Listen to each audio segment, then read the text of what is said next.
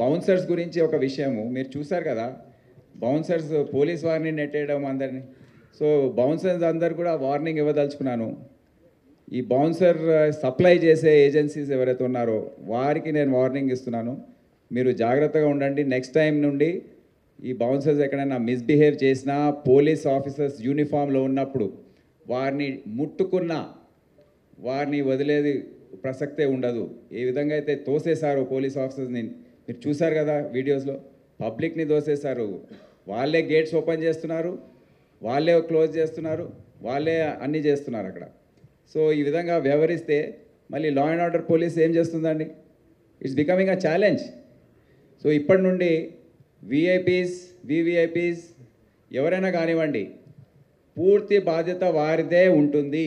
వారి బౌన్సర్స్ ఏ విధంగా వ్యవహరిస్తారు, పూర్తి బాధ్యత వారిదే ఉంటుంది. బౌన్సర్స్ సప్లై చేసే ఏజెన్సీస్దే ఉంటుంది. వారిని అడ్డుకట్ట వేసే అవసరం ఉంది. జాగ్రత్తగా వ్యవహరించండి, ఆలోచించి మీ స్టెప్స్ తీసుకోండి. మీరు చర్య ఏదైతే యాక్షన్ తీసుకోబోతున్నారో దానివల్ల ప్రజలకు ఏమైనా నష్టం కలుగుతుందా అది ఆలోచించే బాధ్యత కూడా ఆ కన్సర్న్ విఐపీదే. ఇది తర్వాత ఇదైంది అదైంది ఎక్స్ప్లెనేషన్స్ ఏవి కూడా పని చేయవు.